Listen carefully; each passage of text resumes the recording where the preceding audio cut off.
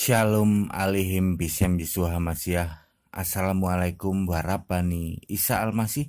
Salam sejahtera di dalam nama Tuhan Yesus Kristus.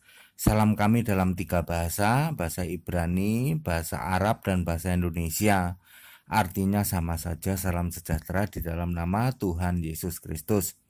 Bersama saya Pendeta Henry Tandianta STH. Kali ini kita akan membahas Pak Sabar di Tulungagung. Pak Sabar di Tulungagung. Rupanya dia sudah ngeliat tayangan YouTube saya. Assalamualaikum Pak Pendeta. Waalaikumsalam Pak Sabar.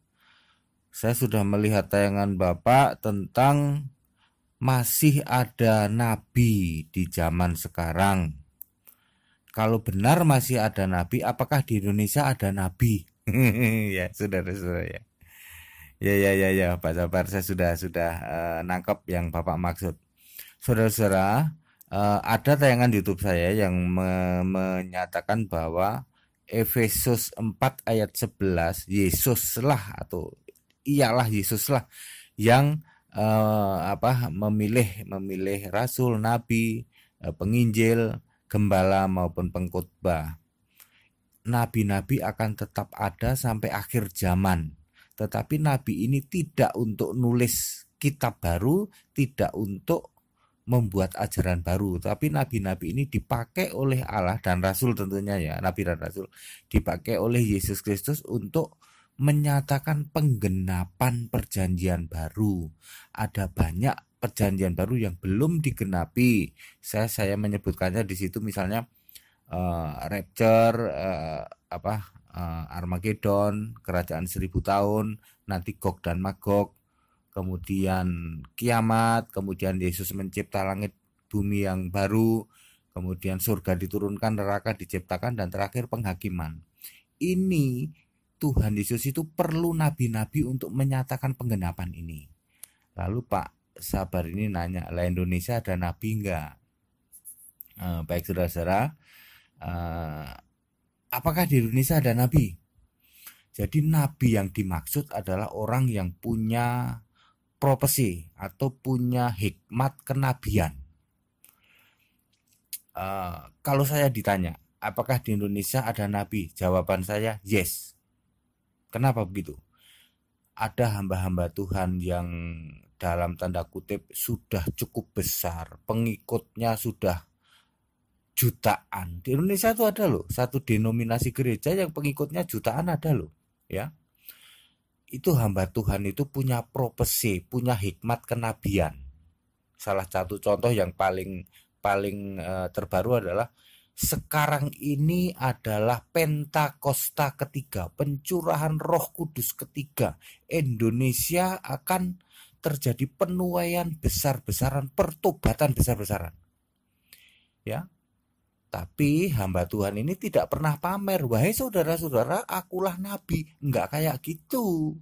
Tapi hamba Tuhan ini dinilai oleh para hamba Tuhan yang lain. Wah, ini bapak ini dia punya karunia kenabian. Dia dipilih oleh Yesus untuk menyatakan karunia kenabian, yaitu bahwa kita merupakan di Indonesia ini akan ada penuaian besar-besaran menyongsong atau disebut juga Pentakosta, pencurahan Roh Kudus yang terakhir. Nanti tidak ada lagi. Ini mengisyaratkan bahwa sudah dekat akhir zaman, itu loh maksudnya. Ya ada. Coba Anda cek denominasi gereja-gereja yang lain, juga ada hamba-hamba Tuhan yang besar, yang ratusan ribu jemaatnya di seluruh Indonesia ini, bahkan sampai cabang-cabang di luar negeri, gitu. Ya, di Amerika juga ada kayak gitu ya loh. Di Indonesia setidaknya saya melihat itu ada 4 yang punya karunia kenabian. Ya, mungkin Anda tahulah. Salah satunya mungkin gembala saudara. Ya. Punya karunia kenabian. Ya loh, untuk menyatakan hal seperti itu ada ya, tapi tidak pamer, tidak terus teriak-teriak, saudara-saudara, aku ini punya karunia kenabian loh, aku dapat hikmat dari Tuhan Yesus, suruh menyatakan begini begitu. Enggak kayak gitu ya, enggak ada tuh di Kristen nabi kok pamer. Aku nabi loh, nggak kayak gitu. Aku nabi yang dipilih Yesus loh, nggak kayak gitu. Tetapi nanti orang lain, yaitu hamba-hamba Tuhan yang lain dan jemaat, dialah yang menilai, oh hamba Tuhan ini secara khusus punya karunia kenabian. Dia menyampaikan pesan-pesan Yesus. Ini akan terjadi penuaian besar-besaran di Indonesia, banyak pertobatan ya toh. Ya mudah-mudahan salah satunya tayangan YouTube saya ini itu link atau dipakai oleh Tuhan untuk menjadi saluran supaya terjadi banyak pertobatan. Mudah-mudahan ya. Mudah-mudahan begitu. Ya, jadi ada ya toh. Dan banyak nanti setelah seorang nabi ini yang punya karunia kenabian ini menyatakan maksud Tuhan, itu pasti didukung oleh hamba Tuhan yang lain. Ya, penginjilan juga jalan bagus ya, termasuk tayangan di YouTube seperti ini. Ya, terus gereja-gereja juga siap menampung pertobatan.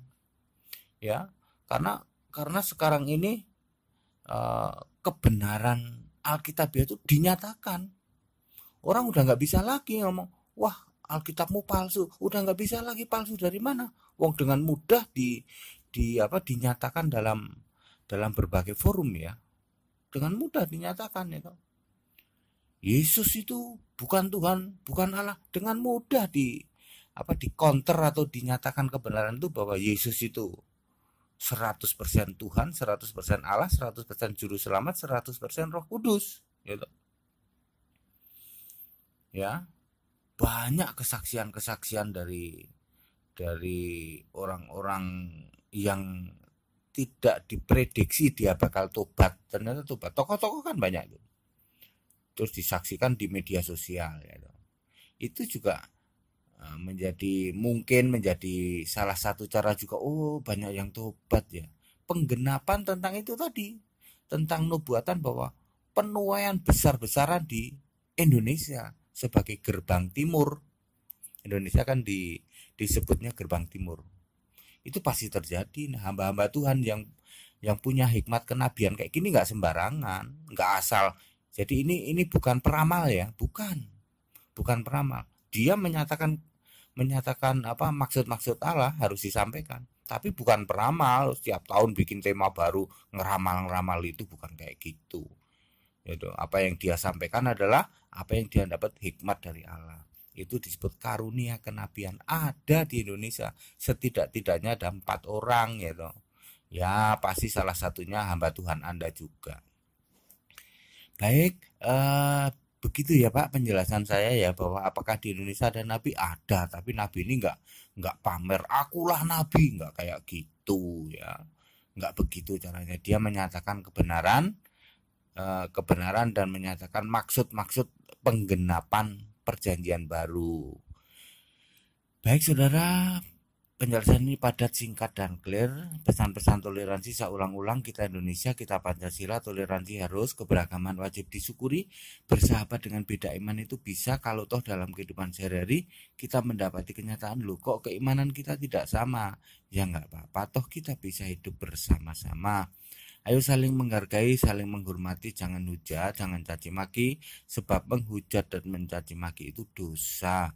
Kiranya bermanfaat. Shalom alaihim bisem Yesus Hamasiah. Assalamualaikum warabina Isa Almasih. Salam sejahtera di dalam nama Tuhan Yesus Kristus. Haleluya. Amin.